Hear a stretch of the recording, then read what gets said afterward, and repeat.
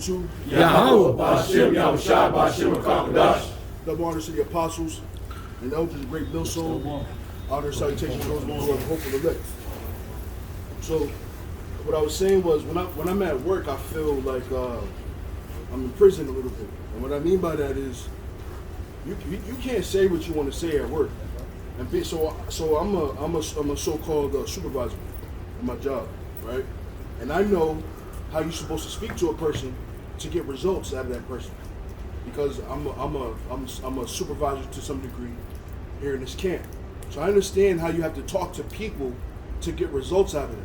And on top of that, I'm a father, so I understand what it takes to speak to somebody to get the results that you need, to get what you're looking for, right?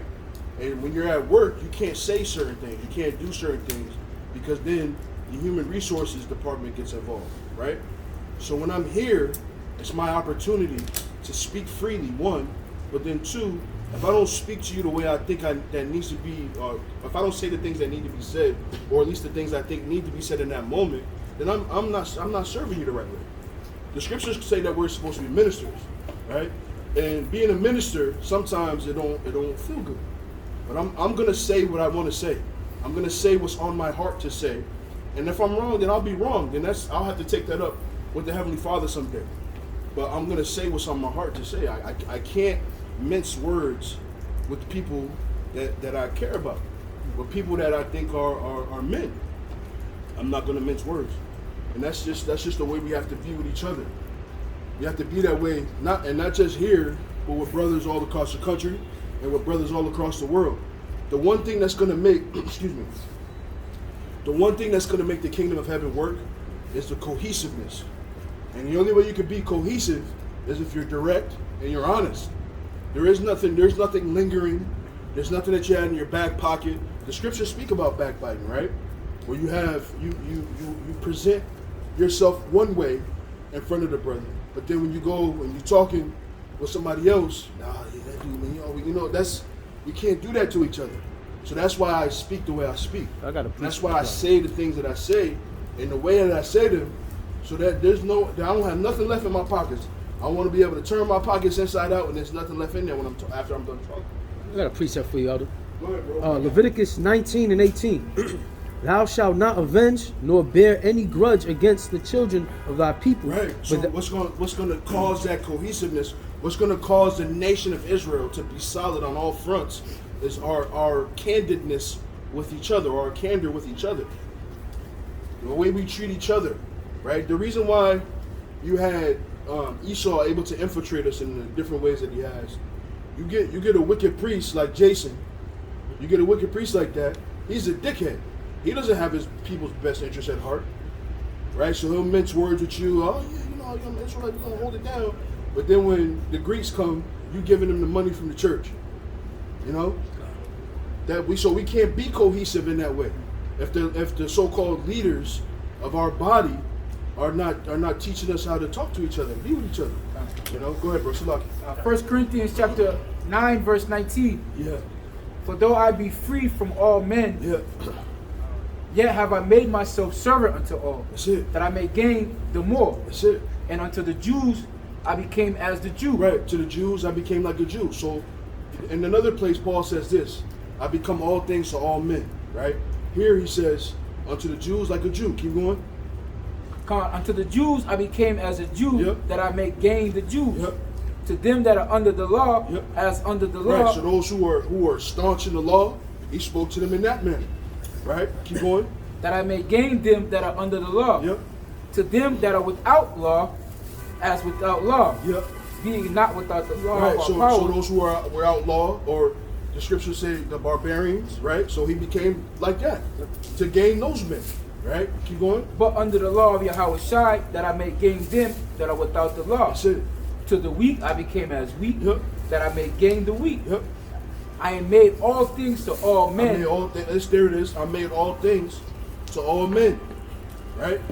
This man right here, and I said this to him before many times. We were on the phone. And we were talking. We was actually right behind each other. And we were speaking to each other. There was a guy on the side of the road with a flat donut, right? So those of you who drive cars, that donut is a spare tire. That should never go flat. The donut is designed to get you from where you are when you put it on to where you're going to get your regular tire fixed. That ain't meant to be driving on for weeks on end. So we was talking about something, but it's the Spirit had showed us that man was on the side of the road, and it kind of linked with what we were talking about. And we laughed about it, but I told him, I said, bro, if it wasn't for this man right here, I'd be the same nigga. I'd be the same nigga on the side of the road because I was riding on the donut. It should be alright. On the highway, on the highway, putting it in fifth gear. Putting it down. Yeah, just taking off on the donut. The rubber just chewing away on the donut. I'd have been that kind of guy if it wasn't for this man. But it wasn't something that happened overnight, and it wasn't because he minced his words with me. He was straight with me, and I never really had nothing like that before in my life. I was I'm an only child, spoiled kid, mama's boy, right? So I never had nothing like that in my life. So from when it came to negotiating a car deal, when it came to if something's broken on your vehicle and you need to get it fixed, going to get that done. Yeah, when you're taking care of your wife, like here my wife is asking me to take her car to get an oil change. My thing, that ain't my car, but it is my car because that's my wife. That's my wife, right? But I learned that from being around a hardcore guy, right? And he's not hardcore like oh fuck you, he's not that, but he's man enough to tell you what you need to hear, and they'll tell you. He said, look, you're a grown man, you're gonna do what you want to do, but here's how I would do it, and explain it to you.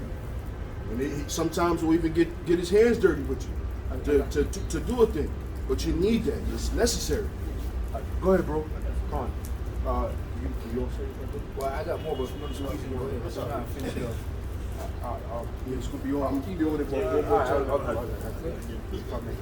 time. Matthew 5 and 20 and 23. Yep. Therefore, if thou bring thy gift to the altar, Yep. and there rememberest that thy brother hath out against thee, ought against thee, count the Yep. word.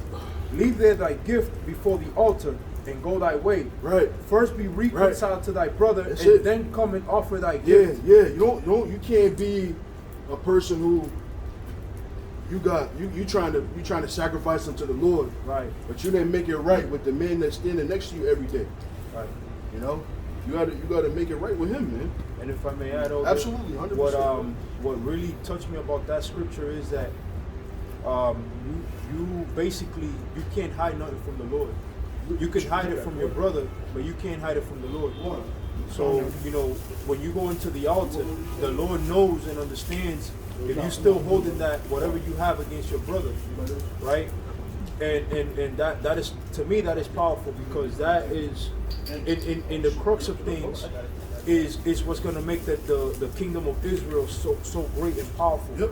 Because all the other kingdoms that come before have not had that tool of where the brotherhood is so strong. And this is why the Lord Yahweh Shai even washed the disciples' feet. Yeah. And this is what I love the most about this truth, is the fact that I know when a brother talks to me, I know it's the absolute 100% truth. Yeah. Likewise, it doesn't matter how much it hurts me, right? And I may feel like, I might want to lie because I feel embarrassed about saying 100%. something. I'm still gonna say it, and Great that point. is powerful, man. Great point. That is powerful. In kingdoms, in other kingdoms, when they had rulership, their concern was their rulership. Right. It wasn't the rulership of their nation. Right. But what did the Lord Yahweh Shai harp on?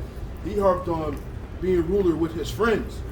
He said, you're my friends. Right. So he said it ain't no fun if the homies can't have nothing. Right. How I'm gonna be ruler if my friends can't be ruler? So that's what makes the kingdom of heaven special, man, and different from every other kingdom that's ever been on the earth. When Sheba came, the Queen of Sheba,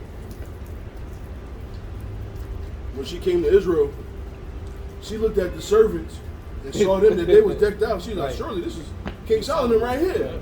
Because in her mind, I would as a ruler would never adorn a servant like this. Right. So that's what's going to make us so different and so special, the way we treat each other. Let me get this real quick. Yep. James 5 and 16. Yep. Confess your faults one to another, and pray one for another, that ye may be healed. The effectual fervent prayers of a righteous man availeth much. Right. Now, when you confess your faults one to another, you're confiding in a man. You it. trust that man. That's it. Likewise, that man's going to trust in you, like the brother was speaking. We speak, for righteousness' sake. We speak for truth's sake. And being a part of this thing of ours, you know, we can't trust anybody outside of our circle. So if a brother's gonna come and say, yo, brother, you know, this is what you best believe, you're gonna get great sound advice, but at the same time, you're gonna know what you've told that man is gonna stay with that man. You see? So we may get on, you know, brothers may get on brothers, one, you know, here and there and everywhere, but at the same time, it's all through the spirit of love that we have for the brotherhood, man. Go ahead. This is Proverbs 11 and verse 14. Where no counsel is, the people fall. Right. But in the multitude That's of it. counselors, That's it. there is safety. So you might say something that somebody doesn't like. Right. You might say it. So there's two things you can do. You can say, okay, why does this guy keep saying this? What is it about what I'm saying and this guy keeps saying this? Or you can continue to do the same thing and continue to have the same result. Right. Right? But there has to Real quick, in the multitude of counsels, you know, when there's a debate going on and many of your brothers are saying the same thing, that's a multitude of counselors. So don't let your pride, don't let pride get the best of you when a matter is at hand. You know, listen, like I always say, you have John 3:16, so God so loved the world, right? In the world, in the eyes of the people of the world, that one scripture trumps the whole Bible. Right. It trumps everything else that the Lord's put forth in the scriptures. You see? So you got one against many. You know, the scriptures say, where two or three are gathered together in my name, there I am in the midst. You got it? No, actually, I got 2 or 3 witnesses. Go ahead. This is Matthew 18. I'm starting at verse 15. It says, moreover, if thy brother shall trespass against thee, go and tell him his fault between thee and him alone. If he shall hear thee, thou shalt gain thy brother. And if he will not hear thee, then take with thee 1 or 2 more, that in the mouth of 2 or 3 witnesses every word may be established. Right, and that's the order we fall under, man. There's no, you can't question that, you can't sidestep that. As the brother read earlier, you know, not confessing our sins. Damn, it just slipped my mind.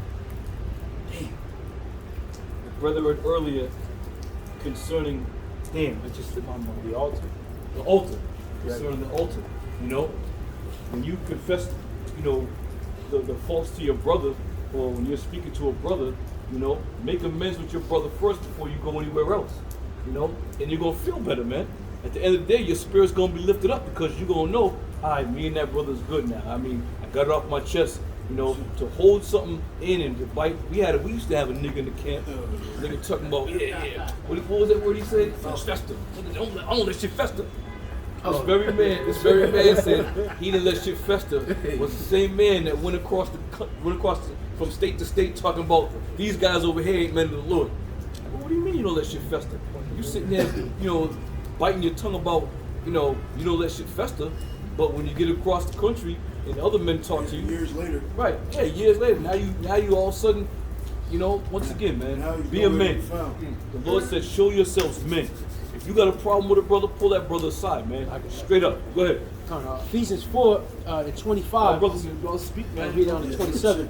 Wherefore, putting away lying, speaking every man truth Even with his break it down, neighbor. brother. Break it down. For we are members of one another. Right. Be ye angry and sin not. That's right. Let not the sun go down upon your wrath, neither give place to the devil. Yep, So, break it down, you know, brother. you be honest with your brother. If you have a disagreement or an argument or whatever, you, before the sun go down, you want to make sure everything's right. You know, because that's your brother. You know, you gotta keep love with your brother and that keep that truth. That's how you gain a brother. But if you let things fester, that's when you let the devil and these demons fester, seep in, and then you start having ill wills to a brother. You know, so always let things settle things before the sun go down. The same nigga we was talking about, a demon jumped on that nigga. He called me talking about, yeah, you gotta watch Eldai Moss. Because the brother yawned one day. The brother worked the night shift, the overnight shift, came to camp talking about, oh, I'm tired. This nigga called me up, yeah, we better watch Eldai Moss. He's talking about he's tired. What are you talking about, master? You got a problem with that brother? Call him. Why are you calling me? Call him. Tell him you worried about him being tired. You know? But that was that shit. But that was that leaven that tried to, you know, spread that leaven throughout the whole camp, man. You know? 2 Corinthians 13 and 5, it says, examine yourselves whether you be in the faith. Right. Prove your own selves. Right. Know ye not your own self, how that Yahweh Shah HaMashiach is in you, You know except what? you be reprobate. You know what? I'll take my hat off to a man who decides that he gonna leave the camp and he leaves in peace, doesn't come back talking shit, because through the Spirit he realized this wasn't for him. You know, we ain't gonna sit there and make a video on a man that says, "Yo, brother, I say this, you know, this ain't me," or if a brother just bows out gracefully, you know. But if you come up talking shit, you know, that just goes and shows and proves that you was never brother from the jump, man. And some of these men that left and didn't say a peep, just left, maybe the Lord might have mercy on them. Who knows? You know? But while we're here, and the men that we face every week, week in and week out, we look at you brothers as soldiers being on the front lines, man. The Lord put you on that front line for a reason. You see? So we gotta come out here and once again push this word, you know, iron, scripture say iron sharpeneth iron. You know, we can always be edified by any and every brother, man. Whether you've been in the truth for 2 minutes, or, you know, because sometimes certain things are said that, oh shit, you know, it kind of puts a thought in your mind like, wow, that was powerful what that man just said. He may have just been around for a week, but sometimes certain things pop into your mind that somebody said that kind of resonates in your spirit, and then you kind of make sense of it all. I got to put this in my hand. Uh-huh. It's Revelation chapter 3, we'll start verse 19 and 20. He says, "As many as I love, I rebuke and chasten. Chasten. Be zealous therefore and repent. Behold, I stand at the door and knock. If any man hear my voice and open the door, I will come into him and will sup with him and he with me." Yeah, break it down, You know, brother. so the Lord is saying this, you know, he just as much as he loves you, he's gonna chasten you, he's gonna rebuke you. You know, so the Lord is watching you, so that way you don't take part of that great judgment that is coming. So when the Lord is doing things for you, man, when the Lord is put you in a situation, he put you in a situation for a purpose, man. Is to build you up, to strengthen you, you know, so that way you'll be able to face whatever the type of tribulation that's coming your way. So the Lord put you in that situation to make you stronger, you know, because He loves you. You know, that's what love does. When you love someone, you're gonna punish that person. You know, it's like you have a little kid. You know, every time a kid do something bad, what you do, you rebuke your kid. You know, by punishing them. You know, you ground them, you beat them, so that way they don't do it again. You know, so that's what the Lord is doing to His people right now. He's rebuking them in many ways, man. In many ways, the Lord is rebuking His people, so that way they will not take that part of that great judgment. And He said that He will always be there and ready to open the door to anyone that will come in. So right now, we are living in that great spirit with the Lord. He still has His arms open to allow you, Jake, to come in and to be a part of Him. So He's giving you that chance right now. You know, because the time that we're in right now, that time is already running out. You know, so this is it, man. We're in that final hour. So right now, we're still calling out to you, brothers, you know. And the time that we're living in right now is not the time to be having what I'm looking for. It's not time to be battling each other, you know. Try to be over one of each other. These are battling. Battling, yeah. Holy grudges. Holy gotcha, you know. Verse sir. written 11, verse 32, verse 31. For if we will judge ourselves, we should not be judged. But when we are judged, we are chastened of the Lord, that we should not condemn the world. Wherefore, my brethren, ye come together to eat, tear one to another. The key point is 32, right? Yeah, We are just right now, because like the way the Lord Yahweh Shai, He was as son. It says Yahweh pretty much chasten Yahweh Shai as his son, because he brings him pleasure. The same thing the Lord is doing to us as Lord willing will do his will. So the Lord is chastening us, you know what I'm saying, purging us, allow us to go through trial tribulation, so that when our judgment comes, we're not condemned with the world. We don't go through the same thing that these people are going to go through. Because when I have a cruise, these people are going to be running around like a chicken with the head cut off. They're not going to know what to do. But right now, the Lord has us in training, going to a certain situation so that we can build up for that great day. Give me Judges 5 and 11. Judges 5 and 11. Judges 5 and 11. they that are delivered from the noise of archers in the place of drawing water. There shall they rehearse the righteous acts of the Lord, Right. even the righteous acts towards the inhabitants of his villages in Israel. Right, and here we are right now in that place of drawing water. This is where we served our slavery over here, a portion of it, you know? And now we're rehearsing the righteous acts. We're doing everything we possibly can through the spirit of Yahweh Shai to stay on course with the Lord, man. You know? And when you come into this thing, you got to sacrifice yourself. You become a living sacrifice, man. You know? And everything that you learn and you come to know of the world, you got to let that shit go. And here we are coming out on the highways and byways. Who would have never, I mean, listen, me personally, you know, when we first started coming out, I was like, damn, you know, I gotta give up my, you know, because we used to come out on Saturday. I was like, damn, I give up Saturday. And that kind of seemed hard at first. I was like, wow, because Saturday we just get all hair done up, the haircut, and go clean the car wash. You spend all day Yeah, waxing? man, get the car wash, clean that baby up, get the air fresheners, you know, just to pull up to the club to get out and make sure, all down. right, you go get in the mirror like this. Make sure shit is alright. We gave all that shit up, man, but it became a labor of love 100%. once all that worldly shit was flushed out, man. Yeah. Couldn't think about being anywhere else Yep. but out here doing the work, man. And it was a beautiful thing because at that moment it was like the Lord opened up so many doors at that point spiritually, you know. And it was all hands on deck after that, man. You know, so we out here practicing the righteous acts, and Lord willing, He finds our works worthy to be delivered, man. Even though the scriptures say our righteousness are as filthy rags, you know, we're still out here pushing, man. We don't care about, you know, looking, you know, trying to find the best looking woman and trying to do the great things of. We don't care about that shit, man.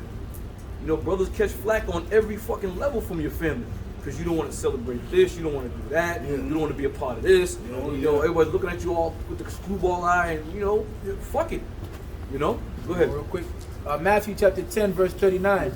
He that findeth his life shall lose it, and he that loses his life for my name's sake shall find it. You know, and all these celebrities who are now catching hell, don't you know the Lord? Matter of fact, give me Job chapter 1, and I think it's like the last two verses.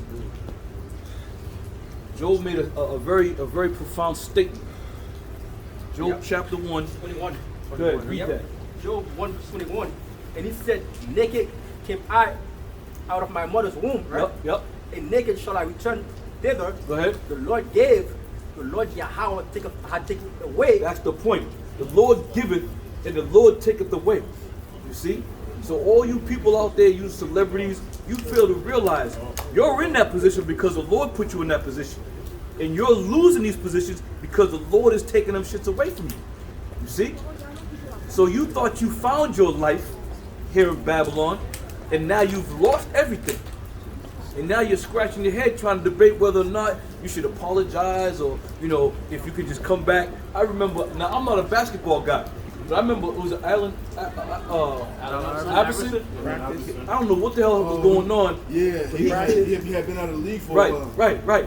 And so, you know, he spent a stint over in China. Right. When he came back, Philly kind of as an honorary team member brought him back, and he went and kissed the floor. Right. He went back and kissed the goddamn floor. Where's your manhood, man? If they brought you back to play ball, then go play ball. But he came out in the middle of the court and bowed down and kissed the floor and all this other bullshit. You lose these things because the Lord strips you of them. All right? Don't think you've gained all the whole world under your own power. The Lord giveth and the Lord taketh away. So anybody that's experienced, any of you celebrities and rappers and whoever, you feel yourself getting ousted, the Lord is stripping you down from that. And rightfully so. All right, let's roll. Philippians 3, I'm going to start at verse 6. Concerning zeal, persecuting the church, touching the righteousness which is in the law, blameless. For what things were gained to me, those I counted loss for Hamashiach. Yet doubtless, and I counted all things but loss for the excellency of the knowledge of Hamashiach Yahushua, my Lord, for whom I have suffered the loss of all things, and do count them but dung, that I may win Hamashiach. That's it. You suffer all things for the love of Yahweh Shai, man. When we come in this thing, for the love of Yahweh Shai, we lost a lot of shit, man. I know when I came in, I'll tell you, brother, when I came in, I had a wife, we had a house, we had a couple rental properties. All that shit was out of here, gone. You know, this bitch talking about she want to get a restraining order on me and all kinds of shit. I'm like, yo, what? You know, but I was like, fuck it, just keep pushing, man, just keep pushing. I'll never forget it. The day she said she's gonna get a restraining order, it was her father. There was all kinds of shit that went down. We had camp that day. I came to camp and I was like, damn. I didn't want to go back and try to reconcile with her, but I wanted to know what the fuck, what I do to you? But I said, fuck, I'm going to camp. Came to camp, man, and let that shit just ride out the back door, man. That was it. Never look back, man. You know? So you're gonna be faced with when you come into this truth, man, you're gonna be faced with all kinds of hardships, all kinds of straits, man. And that's going to test and determine what type of man of the Lord you are, man. If you can buckle down and hold fast for Yahweh Shemiah Shai. All those things, that was a test. I believe that was a test the Lord put me through. Because a man can do anything. A man can lose anything. When it comes to losing his woman, that motherfucker gonna lose his mind. He got to go back and find out where she is, who she's dealing with, if she got another nigga in the house. And that what drives a lot of men from the truth, man. Go ahead, brother. Yeah, peeking up, walking 35 miles to get to the house, look in the window. Tell me, but once again, the scriptures speak about jealousy is the rage of a man. Jealousy is the rage of a man. If you lose your woman step out on you, and you don't know why, and you trying to figure out what's going on, and you got a hunch something going on, you gonna go find out. You're gonna get in the car, you're gonna drive down there, drive by the house, fucking peeking in the ghost, knock on the door, talk to her mama. Yeah, you see Geraldine? Geraldine, she, you gonna look around and mama gonna be standing at the door. Mother know you out of here. You gonna be looking around, mom, like, yeah, you see Geraldine? You know, but that's how it works though. But that's how it works. You know, and then you want to sit there and talk and shit. Yeah, you know, I was at work today. You know, I was thinking about it. The mother's like, all right, baby, you got to go now. Oh, of course. Talking about, yeah, I want to better myself. She did have a point. Yeah, but once again, jealousy is the rage of a man. And just ask O.J. Simpson. His story can tell it the best, man. You know? Well, let's roll on. Go ahead. James 1:12. Blessed is the man that endureth temptation, for when he is tried, he shall receive the crown of life, which the Lord hath promised to them that love him. Right. When you come up against the hardship, man, you just gotta pray to the Lord and be patient, man. Just pray to the Lord and know that you ain't the only brother that's going through this shit, man. Many of brothers have gone through, and this is why what I learned from the apostles, man, I learned that being patient and gaining experience is priceless. Because when I listened to the apostles and the elders speak about certain situations, and when the shit came upon me, I reflected back on their conversations. That's what got me through, man. Reflecting back on what they said, how so many men went through the hardship with their women and so on and so forth. I was like, all right, them brothers can do it. And that was all a spiritual thing that got me through the Lord, you know? But being a man of the Lord, you know, I caution anybody. Don't think you're gonna come in here and your life is gonna get better, man. Your life will not get better. You know? Oh, I'm a Hebrew Israelite. You got a lot of people waking up now, but they're waking up under the wrong understanding. Being a Hebrew Israelite is very well gonna get your life taken from you, man. Because the scriptures say they're gonna come down like madmen, sparing none. And this is why it's imperative that you make a reconcile with Yahweh Shemiah Shai, that he can be your defender or your defense when that time comes. You knowing you're a Hebrew Israelite is not enough. We keep saying that. It's not enough, man. Because it's going to be a crucial time in this world, in this kingdom, where your life is going to be hanging in the balance. And you're going to be asking why, instead of praying to Yahweh Shemiah Shai to get you out of that situation. All right, let me get this brother here. The message from your comment board. 1 Peter 4:12. It says, "Beloved, think it not strange concerning the fiery trial which is to try you, as though some strange thing happen unto you. Right. But rejoice in so much as ye are partakers of Mashiach's suffering, that when his glory shall be revealed, ye may be glad also with exceeding joy. And everyone that hath forsaken houses, or brethren, or sisters, or father, or mother, or wife, or children, or lands for my name's sake shall receive 100-fold and shall inherit everlasting life. Thinking not strange when these things come upon you. This is why the scriptures say what? All things were written for our learning. We read the Maccabees. We read what the Apostle Paul went through. We read what all the men of the Lord have gone through during certain periods of time. So we know and understand that if Yahweh Shai was crucified and was chastened, his servants are going to get chastened right along with him. See? So it ain't no mission. We're not going to be walking through this thing and all of a sudden be, what's going on here? Why are they doing that to Hebrew Israel? No, we understand that time is coming. Yep.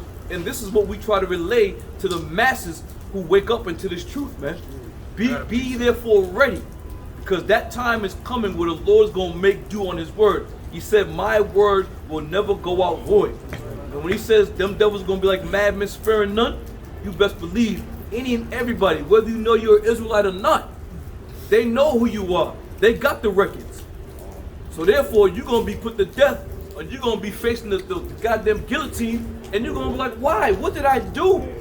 I paid my taxes. I've done all these things my whole life, and you're going to kill me? Why?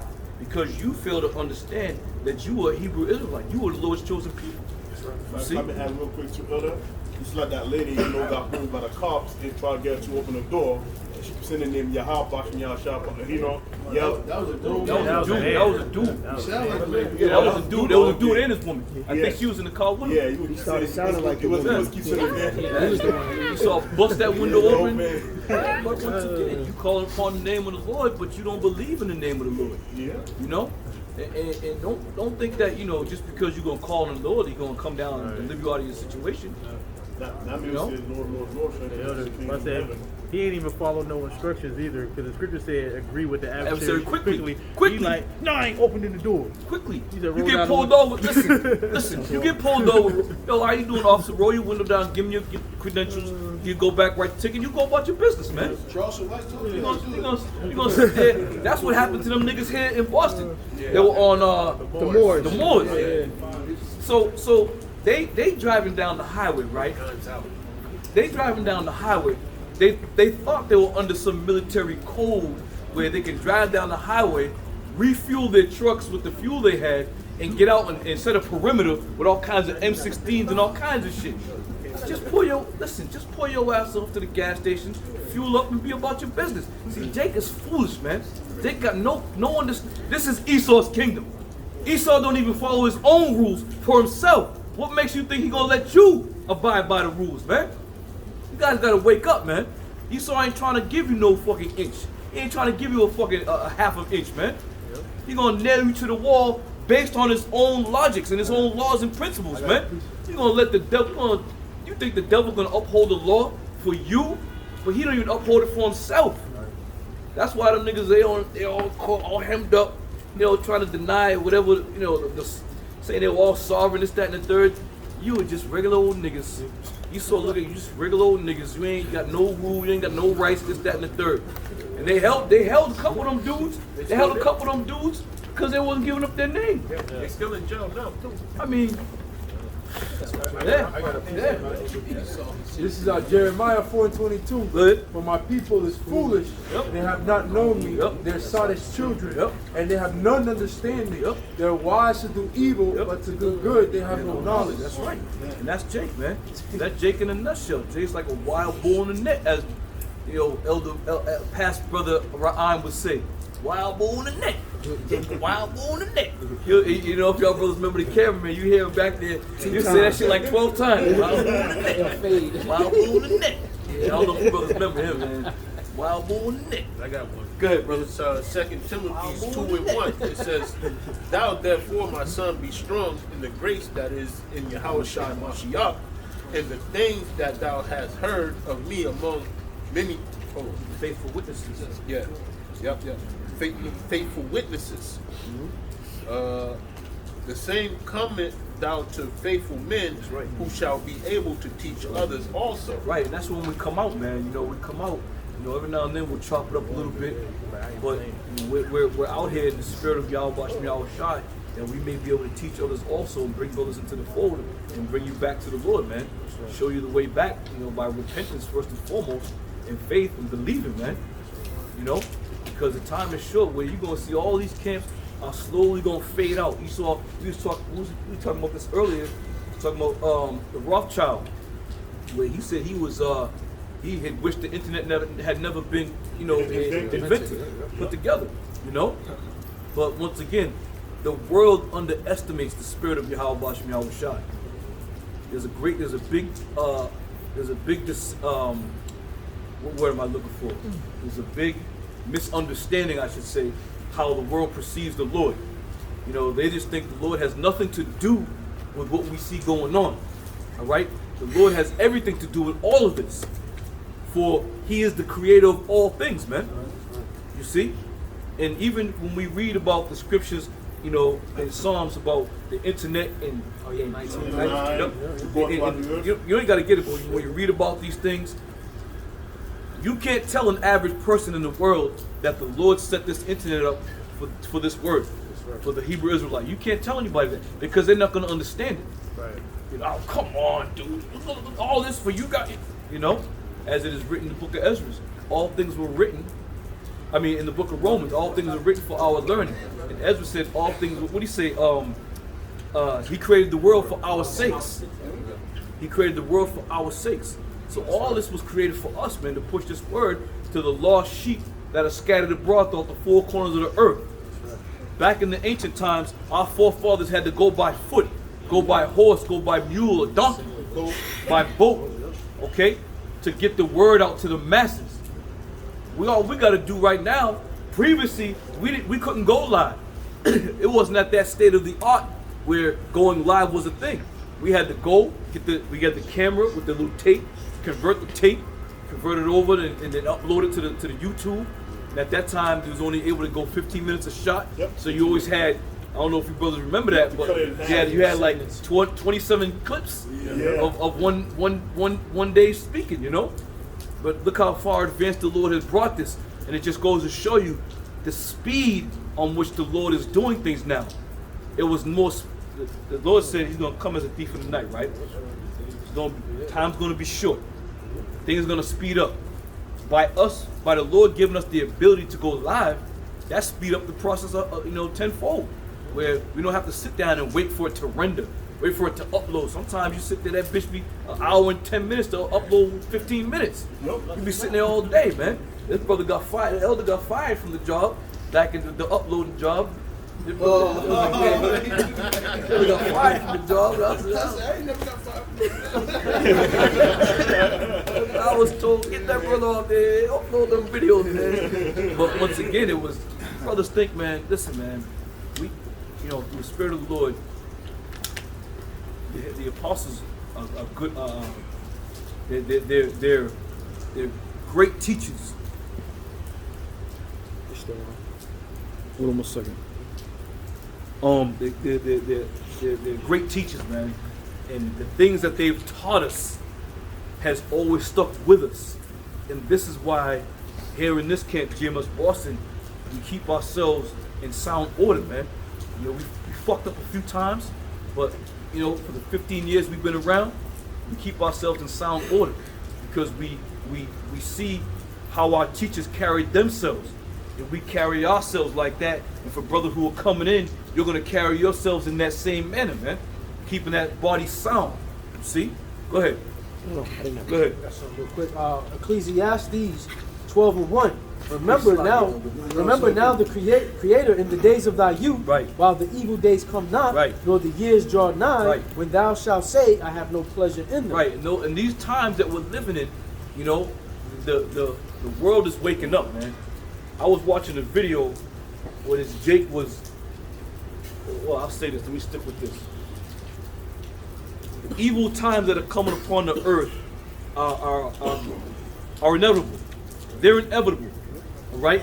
We preach these things, and we've been teaching these things since the new wave of brothers came in the past 15 years. We teach it on a daily basis, man. It's always being said.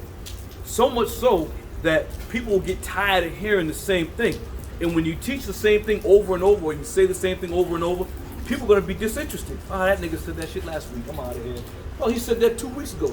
They come back a month later and say, y'all said the same thing a month ago. or a year ago. Right. But once again, if you truly believe and you have faith, you're going to take heed to the words that are being spoken. Because when the time of Noah, when Noah was on the scene, he preached that word for over 100 years, that the skies was going to open up. And I'm pretty sure people felt the very same way. That's just Noah acting crazy over there. They said, yo, come down here. Look at this shit he's doing. Look at the size of that mother. Look what he's doing. Why is he doing that? Because they didn't believe. All right? So the very same thing is happening right now. People don't believe our report. People don't believe what we're speaking because why?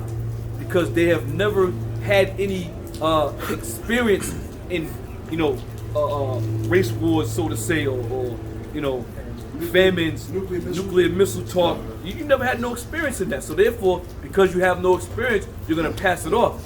But best believe the time is running short. Okay? There's going to be a famine. There's going to be a famine. There's going to be a shortage of food real soon. Okay?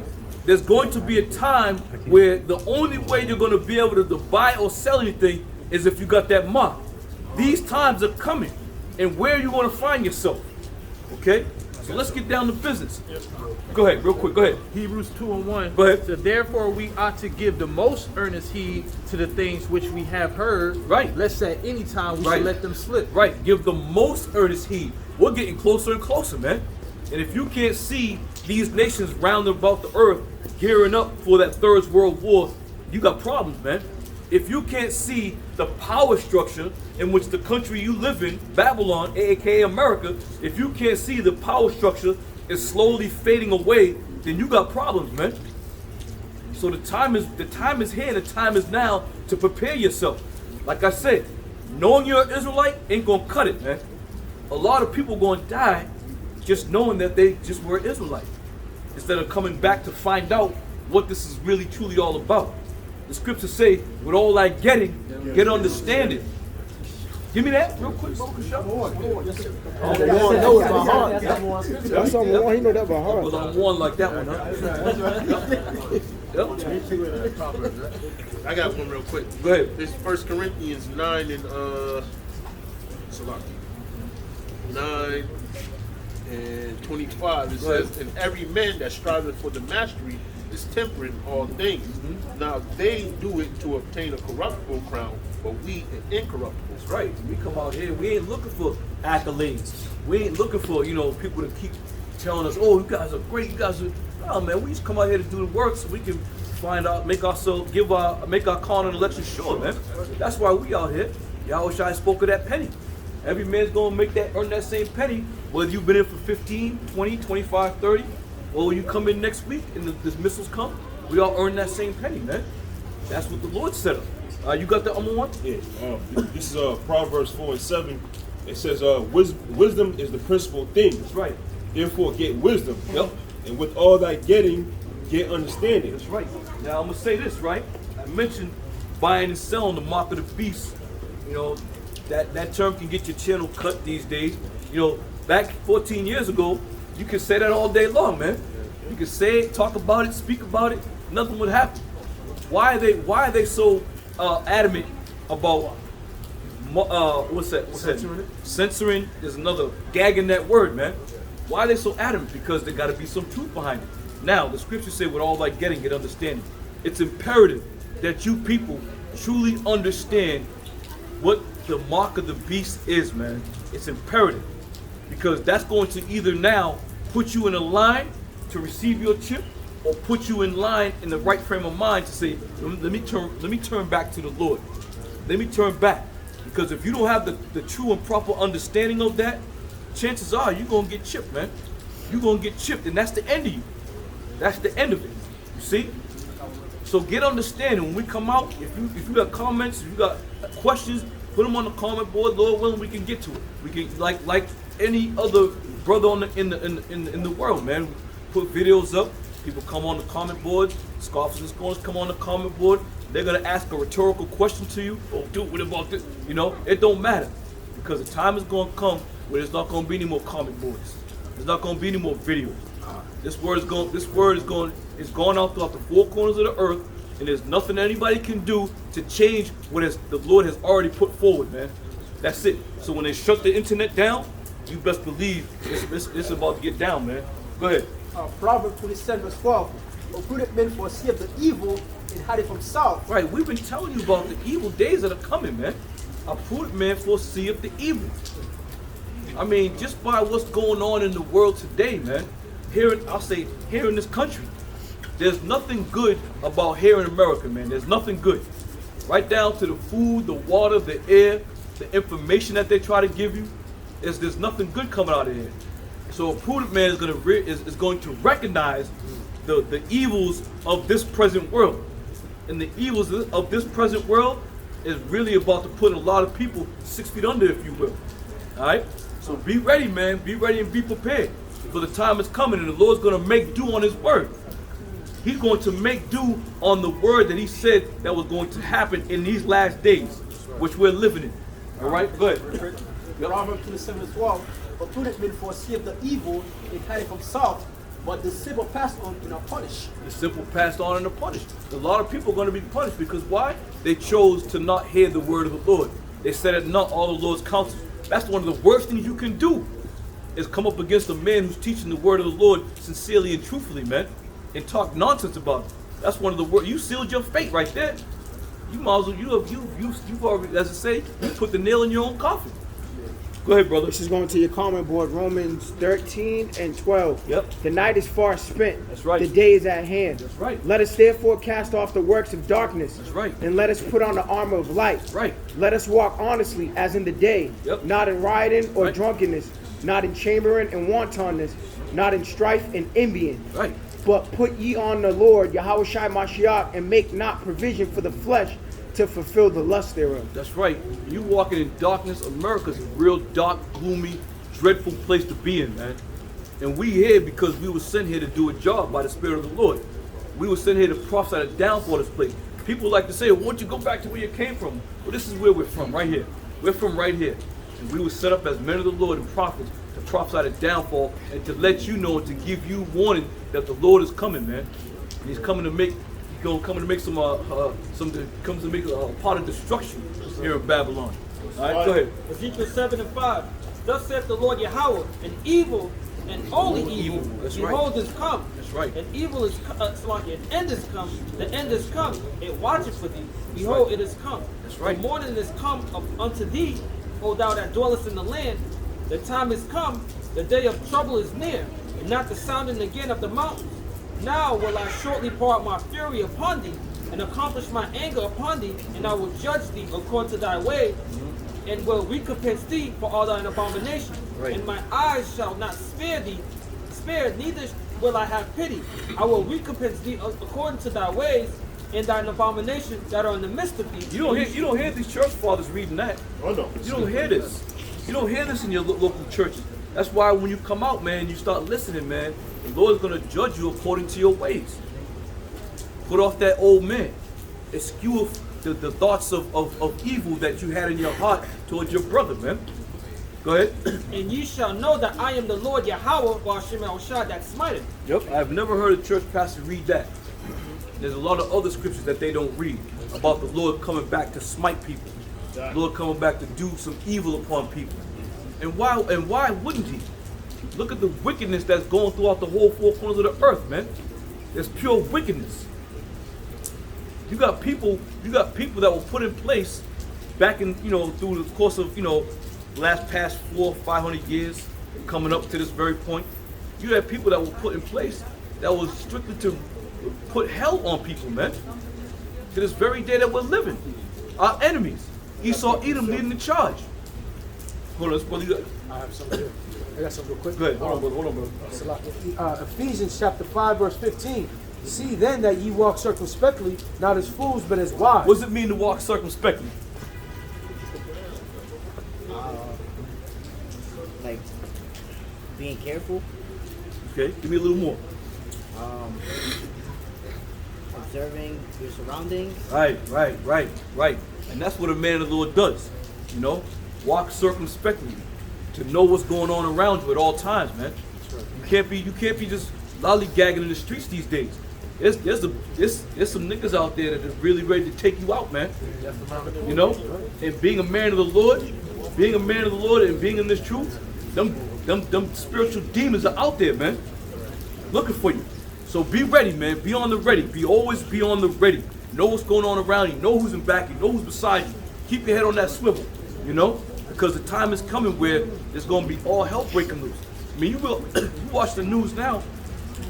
Niggas is stabbing 80-year-old women. Niggas is running up on kids. Niggas, especially women, are getting snatched, Knocked out. getting knocked out, getting dragged off into the shrubs. Who knows what's going on in them shrubs? I can guess. Take a wild guess what's going on in the shrubs. But this is that time we're living in, and it's only going to get worse. It's only going to get worse. You want to say that not all the Lord's counsel? You can do that. But 9 out of 10 chances, you're gonna be in a bad situation, man. Go ahead. See then that ye walk circumspectly, not as fools, but as wise. Right, but as wise, go ahead. Redeeming the time, because the days are evil. Yep. And prophets of the Lord, we've been set up to what? Warn you about the evil days that are coming. We're warning you about the evil times that are coming. And it's all going to be set by the hand of the Lord. The Lord's going to sanction all of this evilness that's coming, man. You think that Lord's going to sit up there and be like, no, we don't condone evilness. We don't condone, hatred. That's what they're going to have you believe in this kingdom, man. They're going to have you believe that the Lord has no ounce of hatred in his heart in this kingdom. Go ahead. Just one more verse. Yep. Verse 17. Wherefore, be ye not unwise, but understanding what the will of the Lord is. And understanding what the will of the Lord is. And we know the will of the Lord according to the Lord himself. He said 2/3 of his people are going to be cut off and die. That's a large number of people. But on top of that, as he stated, be cut off and die. That's going to be all through the hand of the Lord, man. The Lord has done it many other times to Israel. See? So don't be fooled by these church-going pastors out here who tell you that God is not going to do no evil. The Lord is ready to make haste to come down here to smash this place, man. Go ahead, Real quick. 2 Timothy 3:1. This know also that in the last days perilous times shall come. Right, and we're coming upon them perilous times. We keep warning you people. We keep telling you people. What else you want us to tell you? We're not going to sit there and talk about the kingdom of heaven because there's still a battle before us. All right? Words spoken by Maccabees. That's Judas Maccabees said that. Don't be greedy of the spoil because there's still a battle ahead of you. You see? You got Israelites who are out there in the streets protesting and doing all this. We're the true Hebrew Israelites marching and shit. Like they've solved the problem. Like they've won the race. There's still a lot of battle to be done, man. There's still a lot of blood to be shed. So you can't sit there and just once again boast and brag about you found the truth about being a Hebrew Israelite, because that's just a speck on the piece of paper that when all hell starts really breaking loose out here, when all hell starts going down, you Hebrew Israelites, you found out you're gonna be the first ones on that line being put to death, man. Gonna be dragged off into them concentration camps, and then you're gonna denounce any and everything that you've learned. At that point, you're gonna denounce, as the Lord told Peter, when that cock crows, you're gonna deny me. Then you're gonna deny when you get hauled off in them concentration camps. Oh, I'm African American. Check my birth certificate. African American, black. But once again, we understand and know these are the things that are going to happen, man. I got it. Okay. It's Zephaniah 1:12. And it says, and it shall come to pass that time that I will search Jerusalem with candles and punish the men that are settled on their knees. That's right. You got a lot of men that are settled, man. Yeah, I'm an Israelite, I'm good, There's no need to do anything else. Now, once again, not everybody's a prophet. Not everybody's a prophet. But the brother we read a little earlier about being circumspect, being mindful of the things that you're now become a part of. Okay? So you're not on the highways and byways. Stay diligent. You can do little home shows, you can do anything you can possibly do. Push the word. Teach somebody, hey, listen, brother, you an Israelite, you know, I'm not on the highways and byways, but every little knowledge that you may have, you can pass on to somebody else. Pay tithes, you know, send an article or give me a local camp, you know, whatever. Anything, man. Just put something in place to give your calling and election sure. Make your calling and election sure. All right. Anything you? I got precept. Hold on, you got a little bit more. I'm gonna come right to you because I know you've been biting at the bit. I'm gonna come right to you, brother. Well, yeah, it's we're coming into some troublesome times, man. You know, and we come out of, we love coming out here. We love coming out here pushing this word. We love to do this because the Lord set us up as prophets to be out here to do this work. There's no other place right now I'd rather be than with my brethren on the front lines in the trenches, pushing this word out to the masses, man. There's no other place right now. And then when camp breaks down, your spirit kind of comes to a little low because now you got to go back into the fucking world and deal with the madness and this filthiness and the wickedness that we gotta undergo on a daily basis, man. But right now, while we're here, what the Lord is sanctioned about, the hedge about, we're gonna do this thing, man. Go ahead. Yep. It says that say in their hearts, the Lord will not do good, neither will he do evil. Right, and those are those scoffers and scorners and those non-believers, man. Those non-believers, you always hear these non-believers talking about those Hebrew Israelites. They're teaching false doctrine. They're saying that God hates this and how dare they? You know, what do you know, man? You're only teaching what Esau told you to teach, man. You're pushing it forward Esau's agenda. Love, and everybody come together. Well, what happened to the Tower of Babel? What happened to the Tower of Babel? Why was the Lord displeased with the actions that were going on at the Tower of Babel? The very same Lord that was displeased at the Tower of Babel is the very same Lord that displeased about the wickedness here in Babylon the Great, man. Right.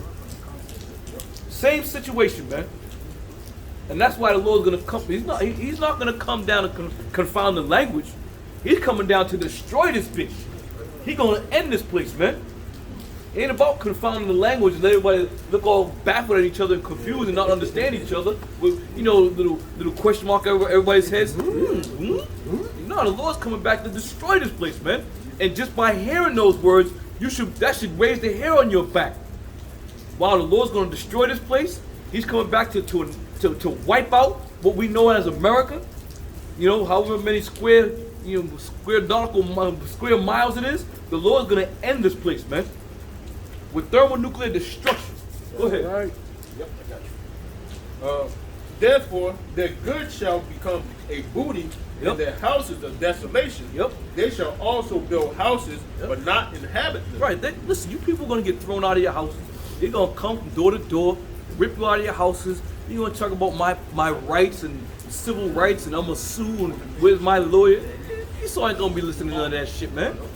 But you people don't get it. You don't get it and you don't understand.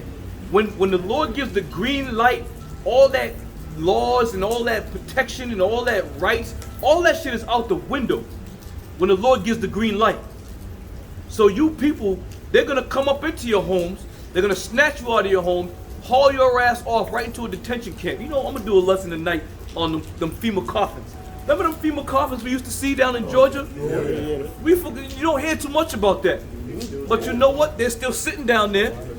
And the CDC was the one that rented that land to put them coffins there, man. So you best believe them coffins are ready to get used, man. If they're not already.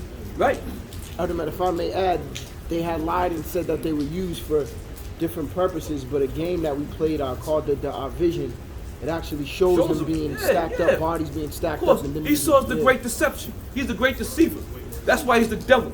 Because he's going to tell you any and everything else but what the truth is, man. That's why he's the deceiver and the devil. He's going to tell you anything else but what the truth really is, man. We of the hopeful elect, we know the scripture says what? If it was possible, it could even deceive the very elect. But it's not possible because we understand what's going on out here. Especially with simple-minded Edomites who think they know something, man. You put them damn coffins there because you're going to use them. You put them coffins there because you want people to see them, but the people in America are so glazed and dumbed down that they ain't even thinking twice about it. They've been sitting there for years. You know, the best way to to persuade or sway somebody's mind is to hit them with laziness. And what I mean by that is, you put the coffins there, just let it die down. They're gonna see him and continue to see him. Like, So when they ask, what are those? That's some coffins. And they don't do it. They got people really thinking that them coffins aren't gonna be used. You see? But you dumb them down so much, and this is what it is. When the prophets of the Lord come out on the highways and byways and continually preaches these things, we haven't seen it yet. We haven't seen it in the past 15 years. Go ahead. Oh no, it's going from your comment, boy. Yeah, go ahead. Matthew 13:16. But blessed are your eyes, for they see, Right. and your ears, for they hear. Right. For verily I say unto you that many prophets and Right. righteous men have desired to see Right. those things which ye see, Right. and have not seen them, Right. and to hear those things which ye hear, and have not heard them. Right. For this people's heart is waxed gross, and their ears are dull of hearing, and their eyes they have closed, lest at any time they should see with their eyes, and hear with their ears, and should understand with their heart, and should be converted, and I should heal them. Right. You see? Now, the beautiful thing about all this, the things that we may have spoken in ancient times, matter of fact, read that real quick. 1 Corinthians 14:32. And the spirits of the prophets are subject to the prophets. Now he read, for many great men and prophets have desired to see the things that we've seen.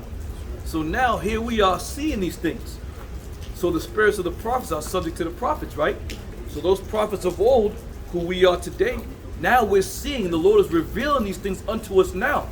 And this is why we take heed to it. This is why we fervently hold on to it and believe it, because we prophesied about it back in the ancient times. And here we are doing the very same thing we did in the ancient times. So you best believe we believe everything that is written in the scriptures, man. Everything that's written, the Lord's gonna make do on it. So those things that we wrote about in the ancient times and we spoke about in the ancient times where things weren't revealed unto us, now they're being revealed in the latter time from the head apostles on down. And we get it and we understand it because the Lord blessed us to receive it and to meditate on it. All right? Go ahead. So, Michael, where you at? I know you was on deck. Look, you pulled it out too. Huh? That's good. I'm waiting. Go ahead. Oh, yeah. We bring out of 2 Peter chapter 3, we'll start verse 3. He says, knowing this first, that there shall come in the last days scoffers, walking after their own lusts, and saying, where is the promise of his coming? You know, I'll say this. There's still scoffers out there, but they're not that many, man. And I say it modestly. There are not that many scoffers out there because they're even seeing the prophecies come to pass. They're even hearing the words of the prophets. And now they're second guessing themselves. And now even some of them, some private, them slick, sneaky scoffers, they're coming on comment boards asking questions, you know, because the scriptures say your adversaries can neither gainsay nor resist. They can't resist. And now that they're seeing these things come to pass, how can you resist? How can you turn your back on something that was spoken by men, you know, over 30 years from the head apostles? We'll start from the head apostles till present, and all these things that have been happening, man. The nations coming to, the nations, the kings of the earth coming together, raising up, the people of the earth up in uproars and turmoils that are going on. Great diseases and pestilence that have been going on and all these things, and now they're talking about that food shortage is about to really take real effect out here. How can you deny these things, man? How can you deny it? So even the adversaries can't resist. They're like, whoa, I believe something, Go ahead. Luke 21:15. For I will give you a mouth and Yep, wisdom that's which right. all your adversaries shall not be able to gainsay nor resist. That's right. You keep coming, but you know what? The Lord got you coming back because thinking about it. If the spirits of the prophets are subject to the prophets, you scoffers and scorners are right in your lot as well, man. You may even try to break out of that lot, but the Lord is holding you just like he did Pharaoh. Just like he did Pharaoh when it came to the Israelites being let go out of Egypt. Pharaoh wanted to let the Israelites go, but the Lord kept hardening his heart. He's like, damn, I want to let these niggas go, but I can't. You see? Likewise, you scoffers and scorners. You want to break out of that scoffing and scorning spirit. You want to break out, but the Lord got you there because that's your lot, man. You are needed. You scoffers and scorners are needed, man. Believe it or not, you're needed because you also have to fulfill scripture. you also have to have this fulfillment of scripture as well. So we get angry at you at sometimes and talk shit about you, but all of us are needed in the whole grand scheme of this thing, man. You can't have one without the other. You can't have left without the right. You can't have a prophet without a scorner. You see?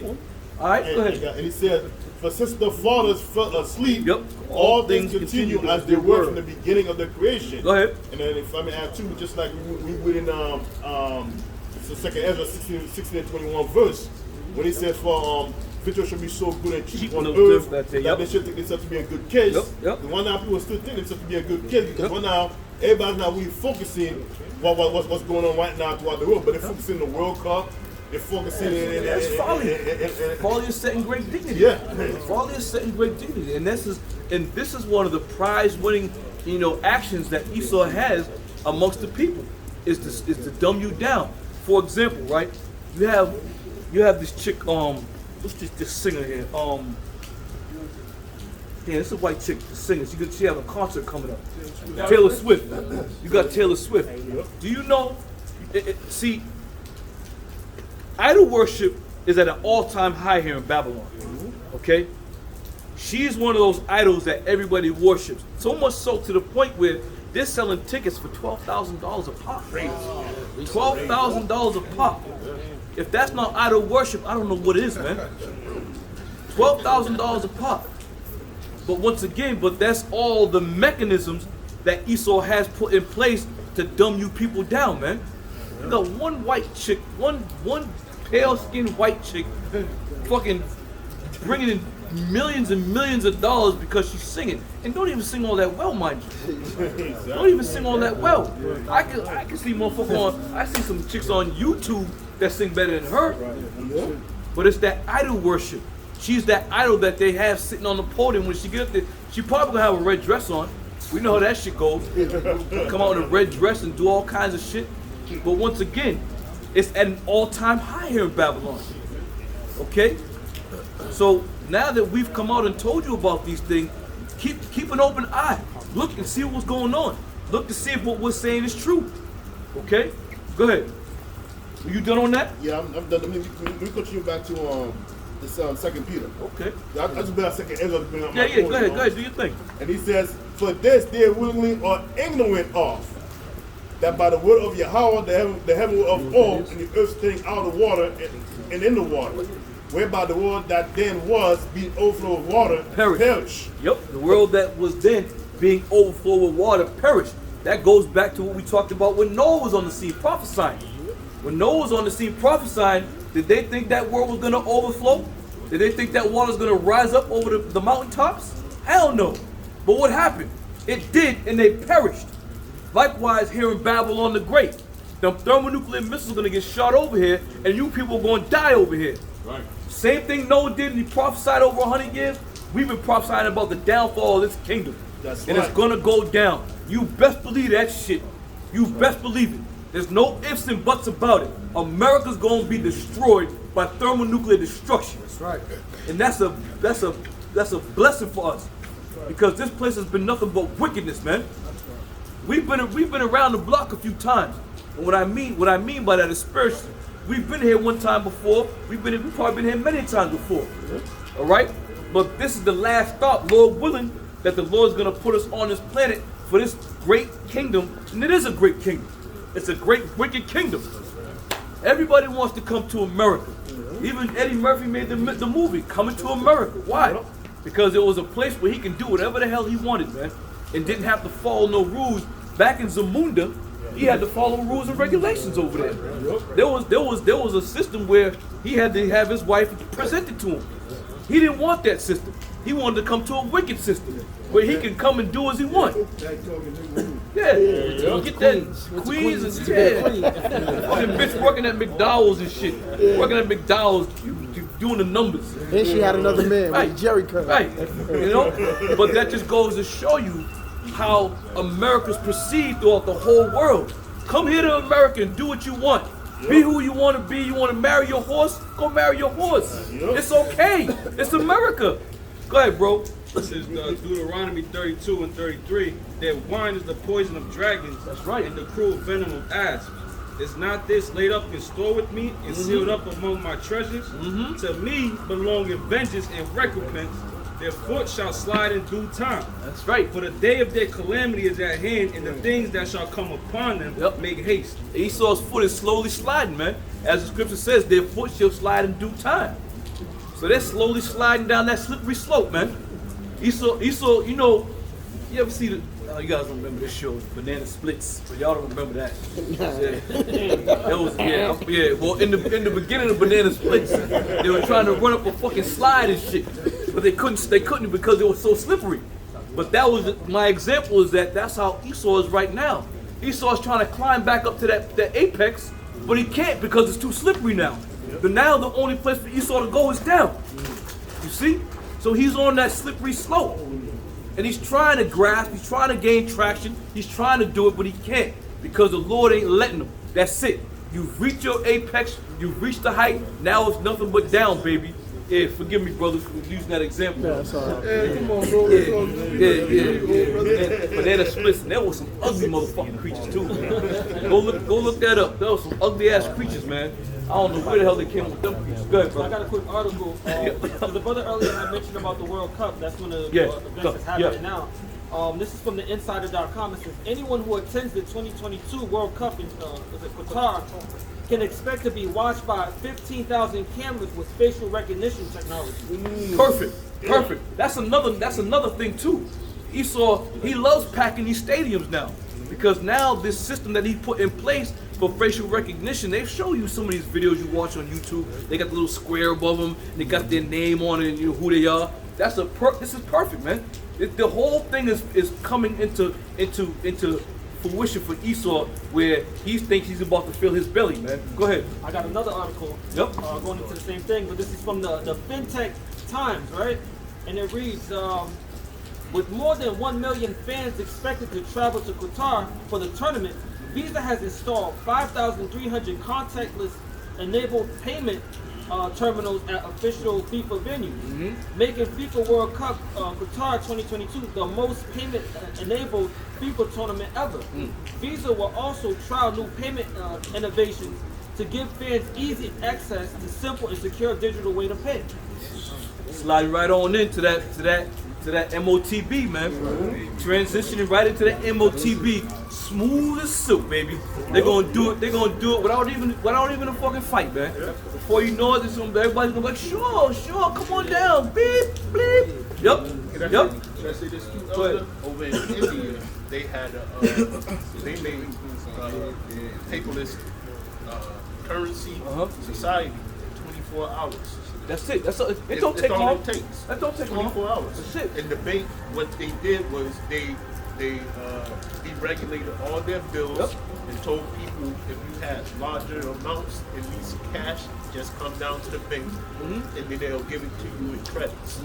That was it. Yep. Just like they put it just on a phone and that was the end. They're gonna confiscate all this paper, this tangible cash, just like they did the gold standard. Just like they did the gold. Bring it on in, bring it to the local banks and turn it all in. They're gonna do the very same thing, man. And it's a smooth and easy transition. You're going to get more acceptance than you're gonna get rejectance. If that's rejectance. I'll use that word. I'll use it. Fuck it. Y'all know what I mean. You see? Because the masses are going to want to keep status quo. They're gonna want to be going to work and pay for their food and get their kids to school and be a part of a functioning society. When you think about this system that's being put in, and if you're in the right mindset, you want to detach yourself from this system. You don't want no part of it. But the masses of the world aren't on this very level that we're on. So therefore, they want the continuity of government to just continue to flow smoothly without any hiccups. Just like when Mr. COV came, you know, everybody was all up in arms if you didn't go and get your dose, man. You didn't get your dose. How dare you? The same thing's gonna take place. The same exact thing's gonna take place, man. You gotta see the vision. Even with the incentives, because that's how they're gonna get people to Right. drive people to go down Right, even more. right, yep. And them incentives this time around might be big, man. You know, Extra credits. Yep, extra credits. You know, we're gonna give you an extra, 50,000 credits on your chip as soon as you come and get it. And then they're gonna give you some kind of formula. 50,000 credits in dollar wise is $100,000. You know, and people, their mindset is so simple. They're like, ooh, 100,000, sure. Especially Jake. Jake gonna be right there, fucking front and center. Once they put this shit into place, because that chick Melgren, she made a statement. She said, we have to get, some bylaws that are going to accompany this new digital currency, which is true because they gotta make sure you saw counted the cost. You're gonna make sure this is gonna cover that, this is gonna cover this and that, so there's gonna be no stone left unturned. Esau is no goddamn dummy, man. Okay, the people who are dumb are those who are out there not listening to the servants of the Lord. You are the dummies. All right. So go ahead, give me that, and I'm gonna come to this brother. But you got another article too, you said? Oh, no, that's it. Okay, come. Go ahead. Job 20 verse 20. Surely he shall not feel quietness in his valley. That's right. He shall not save of that which he desired. That's right. There shall none of his meat be left. Therefore shall no man look for his good. And the fullness of his sufficiency he shall be in shreds. right. Every hand of the wicked shall come upon him. When he's about to fill his belly, the Most High shall cast the fury of his wrath upon him. That's right. And shall rain it upon him while he's eating. You don't think Esau knows this? You don't think he read that? You don't think he knows he had but a short time? That's why the scriptures say he knows he had but a short time. Because it says, while he's going to rain upon his head while he's eating. So Esau knows their time is short. This is why they're putting so much wickedness in the world.